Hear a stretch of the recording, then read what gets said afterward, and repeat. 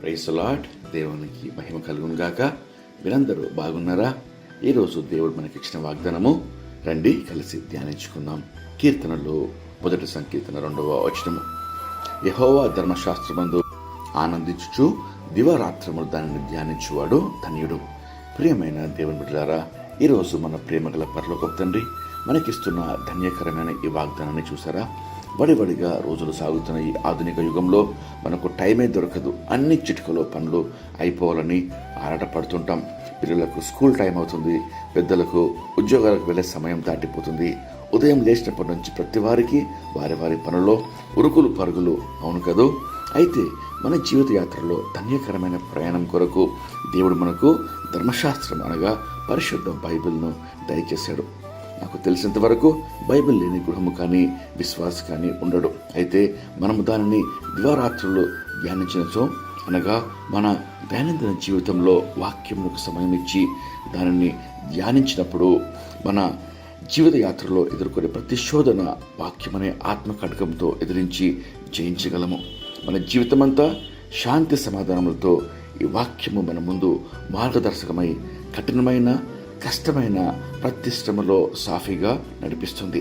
ఒక దైవజనుడు ఈ రీతిగా చెప్పాడు, నీకు జ్ఞానము కావాలంటే బైబిల్ చదువు, నీకు రక్షణ కావాలంటే బైబిల్ను ధ్యానించు, నీవు పరిశుద్ధంగా జీవించాలంటే బైబిల్ను అనుసరించు.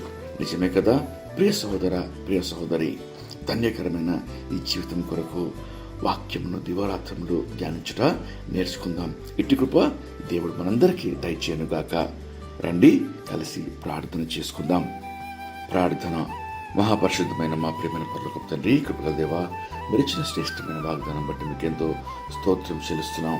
ప్రభా, ఇచ్చిన వాగ్దానం అయ్యా తండ్రి, యెహోవా ధర్మశాస్త్రమందు ఆనందించు దివారాత్రులు దాన్ని ధ్యానించేవారు ధన్యుడు అని సెలవిస్తున్నారు. అయ్యా ఆయన ప్రతి పరిస్థితిలో తండ్రి అయ్యా ప్రభా, నేను సమయం లేకుండా తండ్రి వడివడిగా పరిగెడుతున్న ప్రభా ఈ దినములలో ప్రభా మీ యొక్క వాక్యం బట్టి తండ్రి మాకు ఆశ దయచేయండి. అయ్యా ప్రభా, వాక్యం తండ్రి ప్రత్యేకమైన సమయం దయచి తండ్రి వాక్యాన్ని చదివి వాక్యాన్ని ధ్యానించి వాక్యాన్ని గ్రహించి దాన్ని అనుసరించటకయ్యా నీకు మాకు దయచేయమని వేడుకొచ్చినాం. ప్రభా, ఈ ఉదయకాలం తండ్రి ప్రార్థనలో ఏకీమించి ప్రతి ఒక్కరిని ప్రభావ మీరు దీవించి సంధించి వాక్యం పట్ల ఆశ, వాక్యం పట్ల ఆకలి పుట్టించమని వేడుకొంచున్నాం. నా ప్రభా, నేను జీవితంలో ఎదుర్కొన్న ప్రతి సమస్య తండ్రి నీ వాక్యం ద్వారా ప్రభా మీరు మాకు జవాబిస్తారు. దేవా ఉత్తరం ఇస్తారు. నాయన ప్రభా, వాక్యం తండ్రి మా యొక్క పాదములకు దీపం, మా త్రోవకు వెలుగు. ప్రభా, నీ వాక్యం తండ్రి మమ్మల్ని బ్రతికిస్తుంది. అయ్యా ప్రభా, నీకు ఎంతో స్తోత్రం చెల్లిస్తున్నాం. ఈ సత్యాన్ని మేము గ్రహించి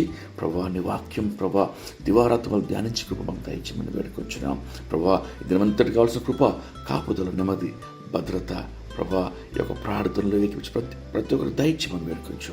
మీకే మహిమ ఘనత ప్రభావములు సమర్పిస్తూ యేసుక్రీస్తు నామములో వేడుకొచ్చు ప్రార్థిస్తున్నాం పరమ తండ్రి. ఆమేన్. దేవుడు మిమ్మల్ని దీవించును గాక. ప్రేమతో సంఘ కాపరి ఎల్బెతెల్ సువార్త సంఘం యుగము కూడా